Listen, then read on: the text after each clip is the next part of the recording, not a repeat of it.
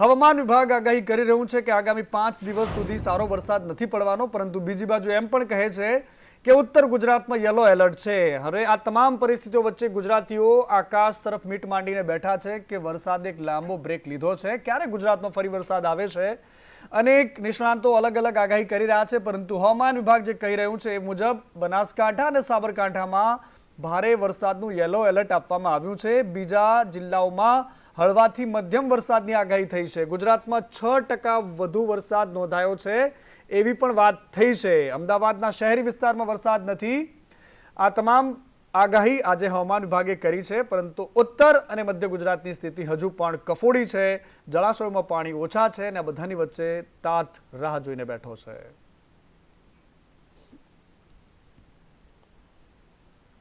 અને બીજી બાજુ પાટણમાં આજે સામાન્ય વરસાદ પડ્યો છે। પાટણમાં વરસાદ પડતા રેલવેના નાળામાં પાણી ભરાયા છે। માત્ર સામાન્ય વરસાદ થયો અને પાટણનું આ નાળું ભરાઈ ગયું। અનેક વાહન ચાલકો અહીંથી વારંવાર પરેશાનીમાં મુકાય છે।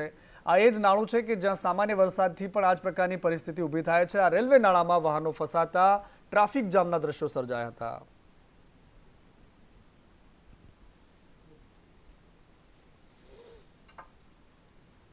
અને કલકત્તામાં થયેલી એ દરિંદગી, એક દીકરી કે જેને પીખી નાખવામાં આવી હોસ્પિટલની અંદર, અને ત્યારબાદ હવે આખા દેશમાં ડોક્ટરો ગુસ્સામાં છે। ગુજરાતમાં પણ એની અસર થઈ રહી છે। ડોક્ટરોએ કામથી અળગા રહેવા માટેનો નિર્ણય લીધો છે।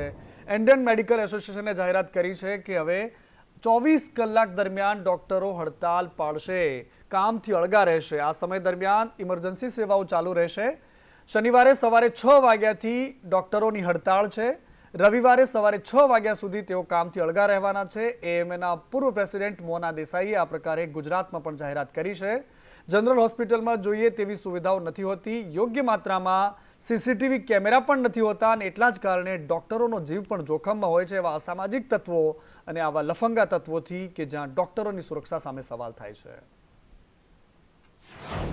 દરેક ડોક્ટર્સ જે એલોપેથિક ટ્રીટમેન્ટ કરી રહ્યા છે તેઓ તેમની ઓપીડી અને પ્રોસિજર્સ જેવા કે સર્જિકલ પ્લાન્ટ પ્રોસિજર્સ હોય તેઓથી અળગા રહેશે। દરેક હોસ્પિટલમાં ઇમરજન્સી સેવાઓ ચાલુ રહેશે। સાથે સાથે અમે કાલે ડૉક્ટરો આની સાથે અગાઉના અમારા કાર્યક્રમો પ્રમાણે સવારે એક રેલીનું આયોજન કરેલું છે। જે ડોક્ટરો પોતાની જાનને જોખમમાં મૂકીને લોકોની રક્ષા કરે છે, લોકોના સ્વાસ્થ્યની રક્ષા કરે છે, તો એ તબીબો માટે તમે સુરક્ષા માટે શું કરી રહ્યા છો? એમની સુરક્ષા માટે અમે બીજું કંઈ એવું નથી માગતા કે તમે અમને કોઈ એર કન્ડિશન રૂમ કે કોઈ એવી ફેસિલિટીઝ આપો, પણ તમે અમને સારી રીતે આરામ કરવાની એક સુવિધા આપો કે જ્યારે ડૉક્ટર્સ નાઇટ ડ્યુટી પર હોય તો ત્યાં થોડી વાર વિશ્રામ કરી શકે। દેશભરમાં ડોક્ટરો કઈ પરિસ્થિતિમાં કામ કરે છે એ પણ એક મોટો પ્રશ્ન છે। આ દીકરી કે જેણે 38 કલાક સુધી લગાતાર કામ કર્યું હતું ને ત્યારબાદ થાકી અને ત્યાં સૂઈ ગઈ હતી। કોલકાતાની એ ઘટના અને ત્યારબાદ આખા દેશમાં ગુસ્સાનો માહોલ। ડોક્ટરો વિરોધ કરી રહ્યા છે। ગુજરાતમાં પણ અલગ અલગ જગ્યા પર વિરોધ થઈ રહ્યો છે। દેશભરમાં આ પ્રમાણે ગુસ્સો છે। તબીબી જગતમાં એના ઘેરા પ્રત્યાઘાત પડ્યા છે। દેશભરમાં રેસિડેન્ટ ડોક્ટરો અને સિનિયર તબીબો પણ ગુસ્સામાં છે। વિરોધ પ્રદર્શન થઈ રહ્યા છે, આવેદનપત્રો અપાઈ રહ્યા છે। ડોક્ટરો માટે સુરક્ષાની માંગણીઓ થઈ રહી છે, સલામતીની માંગણી થઈ રહી છે। દેશભરમાં મેડિકલ કોલેજના વિદ્યાર્થીઓ ધરણાનું આયોજન કર્યું હતું, જેમાં ગુજરાતના રેસિડેન્ટ ડોક્ટરો પણ જોડાયા હતા। અમદાવાદ, સુરત, વડોદરા, રાજકોટ અને ગાંધીનગરની મેડિકલ કોલેજના વિદ્યાર્થીઓએ આજે વિરોધ કર્યો હતો। આ તમામ તસવીરો છે કે જેમાં ગુજરાતની અલગ અલગ હોસ્પિટલમાં ડોક્ટરોએ વિરોધ કર્યો છે।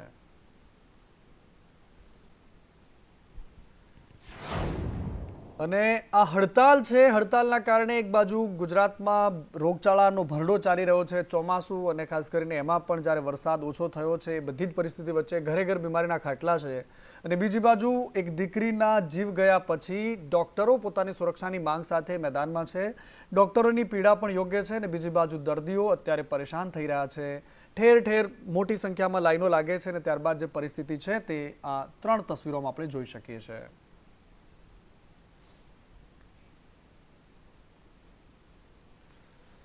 અને બીજી બાજુ ઓલ્ડ પેન્શન સ્કીમ ઓપીએસ જેને લઈને શિક્ષકો ગુજરાતમાં છેલ્લા કેટલાય દિવસોથી આંદોલન કરી રહ્યા છે અને આજે પણ સવારથી જ ગાંધીનગરમાં શિક્ષકો ભેગા થયા હતા, પરંતુ હવે એમનું આંદોલન પૂર્ણ જાહેર કર્યું છે. શિક્ષકો એક દિવસ માટે આંદોલન કર્યું હતું. આંદોલન માટે નવી રણનીતિ નક્કી કરવામાં આવશે. 2005 પહેલાના શિક્ષકો માટે ઓપીએસ જાહેર કરવાની માંગ છે. જાહેરાત નહીં થાય ત્યાં સુધી આ આંદોલન ચાલુ રહેશે. ગાંધીનગરમાં ફરી એકવાર આંદોલન થશે. 17 દિવસ સુધી 33 જિલ્લાના શિક્ષકો આંદોલન કરશે. ઓપીએસની માંગણી નહીં સ્વીકારાય તો શાળાઓને તાળાબંધી કરવાની પણ વાત શિક્ષકો કરી રહ્યા છે. ઓનલાઈન કામગીરીનો શિક્ષકો બહિષ્કાર કરશે. આ તમામ માંગો એમની રાખવામાં આવી છે અને સૌથી મોટી વાત એ છે કે ફરી એકવાર આકરા આંદોલનની ચીમકી પણ આપી છે.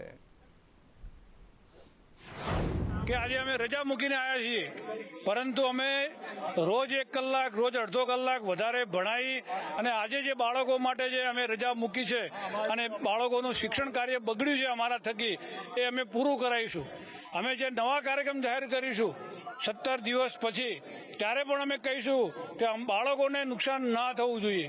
બાળકોને આપેલા આંદોલન પછી કેવી રીતે રિકવર કરવું અભ્યાસક્રમને, એ પ્રકારનું કમિટમેન્ટ લઈ અને અમે આંદોલન કરવાના છીએ. અને બીજી બાજુ અમદાવાદમાં એક પત્રિકા આવી અને પત્રિકા પછી કેટલાયના પારા ચડી ગયા, કેટલાયને પરસેવો છૂટી ગયો, કારણ કે આ નનામી પત્રિકા હતી, કોઈનું નામ નહોતું એમાં. અને એ પત્રિકા એવી રીતે વાયરલ થઈ કે જેમાં મોટા મોટા નેતાઓનું નામ લેવામાં આવ્યું, જેમાં અમદાવાદમાં ભાજપમાં ચાલતી ભાંગજળનો ઉલ્લેખ છે. નનામી પત્રિકામાં સંપત્તિ અને કોન્ટ્રાક્ટર સહિતનો ઉલ્લેખ કરાયો છે, જેમાં ધર્મેન્દ્ર શાહ કે જેને હટાવી દેવામાં આવ્યા છે, ભાજપે હટાવી દીધા છે, મણિનગરના ધારાસભ્ય અમૂલ ભટ્ટનો પણ એમાં પત્રમાં ઉલ્લેખ થયો છે. અને એની સાથે સાથે એએમસીમાં દંડક છે શીતલ ડાગા અને તેમના પતિની પણ આ પત્રમાં એમણે ઉલ્લેખ કર્યો છે કે આનંદ ડાગા પર પૈસાના જોરે બધાએ નચાવવાનો આક્ષેપ કર્યો છે. આ તમામ લોકો ડાગા એમને નચાવી રહ્યા છે. ભ્રષ્ટાચારમાં તમામ લોકો લિપ્ત છે. એએમટીએસની બસો હોય કે કચરાની ગાડી, આ તમામ લોકોમાં આ લોકોની ભાગીદારી હોય છે, એવો આ આરોપ લગાવવામાં આવ્યો છે. સંદેશ ન્યૂઝે જ્યારે અમૂલ ભટ્ટ સાથે વાતચીત કરવાની કોશિશ કરી તો એમણે કહ્યું હતું કે નનામી પત્રિકા મુદ્દે જવાબ આપવાનો કોઈ મતલબ નથી. કોઈને તકલીફ હોય તો ખુલીને સામે આવીને વાત કરે. ભાજપના નેતાઓ પણ આ જ પ્રકારની વાત કરી રહ્યા છે, પરંતુ કોંગ્રેસ ભારતીય જનતા પાર્ટીમાં ચાલતી ભાગબટાઈનો ખુલ્લેઆમ મામલો ઉઠાવી રહી છે. એને દોડવા માટે ઢાળ મળે હોય તેવી પરિસ્થિતિ ઊભી થઈ છે. પત્ર મારી પાસે આવ્યો નથી, પરંતુ એક પત્રકારે મને ફોન કરતા મેં કહ્યું કે પત્ર લખનારનું નામ, સરનામું અને ટેલિફોન નંબર આપો. તો મને જણાવ્યું કે એમાં સેન્ડર્સ નેમ નથી. પોલીસ ડિપાર્ટમેન્ટ હોય કે સરકારની કોઈ પણ કચેરીમાં નામ સરનામા મોકલનારનું, ફરિયાદીનું નામ સરનામા વગરની કોઈ પણ ફરિયાદ ધ્યાનમાં રાખવામાં આવતી નથી. પરંતુ આમાં તો મોકલનાર જે કાર્યકર્તા એક લખ્યું છે કે ભાજપનો કાર્યકર્તા, પણ કોઈ પણ કાર્યકર્તાનું નામ સરનામું લખ્યું નથી. એટલે આવી બેહુદા કાગળને કોઈએ ધ્યાનમાં રાખવું નહીં એવું મારું માનવું છે. પત્રની કોપી મળે, હું જેની બદનામી થાય છે એને પોલીસ ફરિયાદ કરવા માટે જરૂર કહીશ. ચંડાળ ચોકડી ને ભાગીદારી ને ન જાણે કેટલાય આરોપો, જેમાં મહિલાઓની વાતોનો પણ ઉલ્લેખ છે. આ બધી જ વાતો અમે તમને નથી બતાવી શક્યા, પરંતુ આ આજે અમદાવાદમાં સૌથી વધારે ચર્ચાનો વિષય છે. ગુજરાતમાં પણ બીજી એક ચર્ચા ચાલી રહી છે કોંગ્રેસની ન્યાયયાત્રાની, અને એને લઈને રાજકારણ ગરમાયેલું છે. ત્યારે ગુજરાત કોંગ્રેસના પ્રભારી મુકુલ વાસનિક આજે ગુજરાતમાં હતા અને એમણે કહ્યું છે કે પરિવારોને ન્યાય અપાવવા માટે અમે રસ્તા પર છીએ. અને બીજી બાજુ ભાજપ કહે છે કે આ માત્ર ડિંડક છે, न्याय रस्ता पर नहीं મળતો, निर्दोषों मौत पर डिंडक करवानु कांग्रेस बंद कर दे. देखिए, बहुत से नेता इसमें शामिल होंगे और ये यात्रा हम समझते हैं कि गुजरात में वो तमाम परिवार, वो तमाम व्यक्ति जिनको सालों साल से न्याय नहीं मिला है, उसको लेकर कांग्रेस के नेता, कांग्रेस के कार्यकर्ता गुजरात की सड़कों पर उतरे हैं. ये न्याय यात्रा मोरबी से चली और गांधीनगर तक के पहुंचेगी. कई सारे नेता इसमें शामिल होंगे. तो मुकुल वासनिक न्याय यात्राની વાત કરતા હોય તો આ ન્યાય યાત્રાથી એક ભોળા લોકોના મોત પર રાજકીય રોટલા શેકવા માટેનું આ કોંગ્રેસનું ડિંડક છે અને એ ડિંડકને તેઓ સમર્થન કરે છે એવું સ્પષ્ટ દેખાય છે. કારણ કે એ ન્યાય યાત્રાની અંદર જે નિર્દોષ લોકોનું મોત થયું છે એ લોકોના માટે ભારતીય જનતા પાર્ટીને પણ પૂરી સંવેદના છે, સરકારને પણ પૂરી સંવેદના છે. એટલા માટે જ સરકારે એમના કેસ જે કરાય ફાસ્ટ્રેકમાં ચલાવવાની મંજૂરી લીધી છે. અને બીજી બાજુ ભાજપના નેતાઓ જે જાહેરાતો, રાજનીતિની વાતો, એ બધી જ વાતો આપણે સાંભળી, પરંતુ ક્યારેક આગાહીકાર પણ બની જાય છે. કોર્ટમાં મામલા હોય કે ન હોય, પરંતુ એ ખુલ્લેઆમ કહી દે છે કે આવું થશે, આવું થશે ને આવું થશે.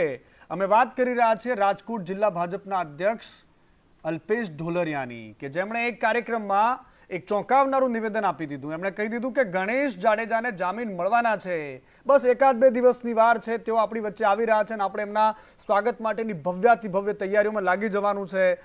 આ બધાની વચ્ચે જે ચોંકાવનારો ચહેરો હતો એ પણ હતો કે બાજુમાં બેઠેલા જયેશભાઈ રાદડિયા, ભારતીય જનતા પાર્ટીના મોટા નેતાઓ મંચ પર હાજર હતા, જયેશ રાદડિયા પણ હાજર હતા. પરંતુ જ્યારે અલ્પેશ ઢોલરિયાએ આ વાત કરી તો અનેક સવાલો ઉઠી રહ્યા છે, કારણ કે ન્યાયપાલિકા જામીન આપવાનું કામ કરે છે, ભાજપના કોઈ નેતાના હાથમાં જામીન નથી હોતા. સાંભળો શું કહ્યું હતું એમણે. આપણી રીતે ગણેશભાઈ એવી રીતે આપણા વચ્ચે કામ કરે છે, અને હવે ગણેશભાઈ આપણી વચ્ચે આપણે કેવો છે ખબર, સાંજ હોવા તો ગણેશભાઈની હવે તૈયારી છે, 1 દીમાં આપણી વચ્ચે આવે છે તો આપણે એનો કાર્યક્રમ સરસ મજાનો ગોઠવીશું. અને આપણે આજના દિવસે શ્રાવણ મહિનાના પવિત્ર સમયે ભગવાન શિવને પ્રાર્થના કરી કે આપણા તાલુકામાં, આપણા ગામમાં બીજું કાંઈ આવે કે ન આવે, પણ જ્ઞાતિ જાતિના ક્યાંય વાળા નથી અને આપણે બધા એક થઈને રહીએ છીએ. આવીને આવી આપણા તાલુકામાં એકતા વધે, આપણા ગામમાં એકતા વધે. અલ્પેશભાઈ છે જે જયરાજસિંહના બહુ જ અંગત વ્યક્તિ ગણાય છે. અને બીજી બાજુ જૂનાગઢમાં એ આરોપી કે જે રાજુ સોલંકી, જેમણે જયરાજસિંહ સામે મોરચો માંડ્યો હતો, એમની સામે હવે કાયદાનો સકંજો બરાબર કસાઈ રહ્યો છે. ગુજસી ટોકના આરોપી સામે કડક કાર્યવાહી થઈ રહી છે. જયેશ સોલંકી પાસેથી શંકાસ્પદ સાહિત્ય પણ મળ્યું છે. પ્રોમિસરી નોટ છે, વેચાણ દસ્તાવેજ છે અને કોરા ચેક મળ્યા છે. 16 જેટલી પ્રોમિસરી નોટ મળી આવી છે, 4 વેચાણના દસ્તાવેજ મળી આવ્યા છે, 6 વાહનના વેચાણના દસ્તાવેજ મળી આવ્યા છે, 20 કોરા ચેક મળ્યા છે. રાજુ સોલંકીના ભાઈ છે જેમની સામે આ કાયદાનો સિકંજો કસાયેલો છે. ગુજસી ટોકના આરોપી સામે હવે આ પ્રકારની કાર્યવાહી થઈ રહી છે. પોલીસને આ તમામ સાહિત્ય શંકાસ્પદ લાગી રહ્યું છે અને એમની પાસેથી એમને આ વસ્તુ લઈ લેવામાં આવી છે.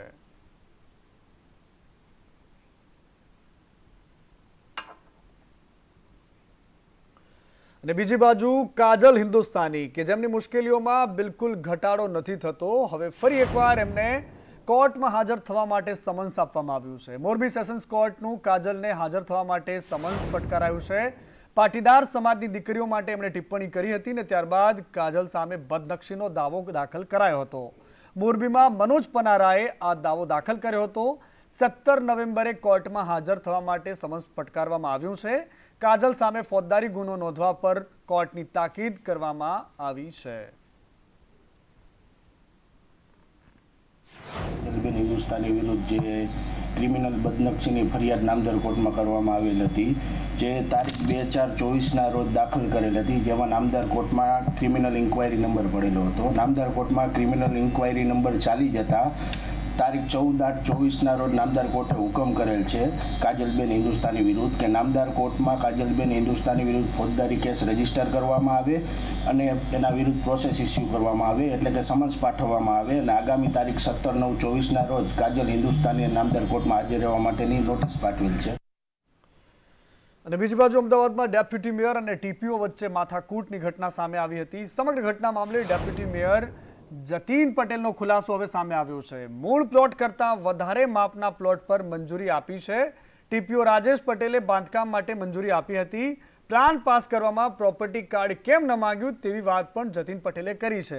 ચાંદલોડિયાની દેવ મંદિર સોસાયટીનો આ વિવાદ હતો, જેમાં સોસાયટીઓના રહીશોએ ડેપ્યુટી મેયરને રજૂઆત કરી હતી. જતીન પટેલ સાથે વિવાદ બાદ ટીપીઓના રાજીનામાની ચર્ચા પણ થઈ રહી છે. ખાસ તો રાજીનામું આપવાનું કારણ એ તો મને નથી લાગતું કે આ કારણ હોઈ શકે, એ તો એ જ કહી શકે. પરંતુ જે પ્લાન હતા અને જે સોસાયટી દેવ મંદિર સોસાયટીના રહીશો મારી પાસે આવ્યા અને એમને જે મને જાણ કરી કે એ જે ભાઈએ આ મકાન પ્લાન મૂક્યા હતા એને એ જે જગ્યાના માલિક છે એના કરતાં વધારે પ્લાન મંજૂર કર્યા એનો વાંધો હતો. અને પ્રોપર્ટી કાર્ડમાં 69 ચોરસ મીટર બાંધકામ બતાવે છે અને ઓરિજિનલ જે ફોર્મ ભર્યું એ ફોર્મમાં એમને 189 ચોરસ મીટરનું બતાવેલું છે. ગુજરાતમાં ચારેકોર વિરોધ અને આંદોલનની વાતો સાંભળવા મળી રહી છે. વેરાવળમાં આશા વર્કર બહેનો છે જેમણે અનોખો વિરોધ કર્યો છે. મુખ્યમંત્રીને રાખડી મોકલીને એમણે વિરોધ પોતાનો જતાવ્યો છે. લઘુત્તમ વેતનની માંગ સાથે આશા વર્કરો બહેનોએ પ્રવીણ રામને રાખડી બાંધી અને આશા વર્કરોએ એક નવા યુનિયનની સ્થાપના કરી. રાણી લક્ષ્મીબાઈ એનું નામ રાખવામાં આવ્યું છે અને આ યુનિયનના નેજા હેઠળ સરકાર સામે લડત ચલાવશે તેવી વાત પણ હવે સામે આવી રહી છે.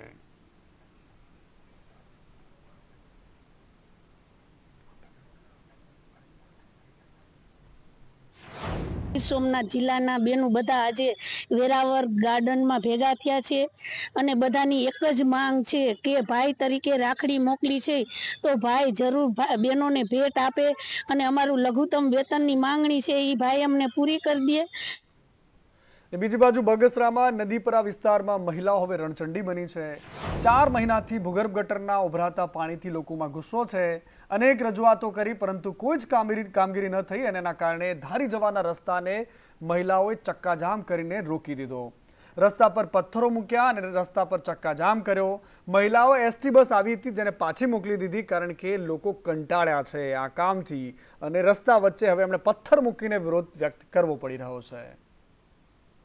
અને બીજી બાજુ પાલનપુરમાં સિલ્વર પાર્કમાં એક ચેન સ્નેચિંગની ઘટના સામે આવી છે. મહિલાના ગળામાંથી ચેન સ્નેચિંગ કરીને એક યુવક નજરે દેખાઈ રહ્યો છે. સીસીટીવી કેમેરામાં એ જોઈ શકાય છે કે કેવી રીતે એક મહિલા જઈ રહી છે અને પાછળથી આવેલા બાઇક ચાલકોએ ગળામાંથી ચેન તફડાવીને ભાગવાની કોશિશ કરી, જે આખી ઘટના કેમેરામાં કેદ થઈ છે. અને પોલીસની કામગીરી પર સવાલ ઉઠી રહ્યા છે કે દિન દહાડે આ પ્રકારની હાલત પાલનપુર શહેરમાં પણ છે.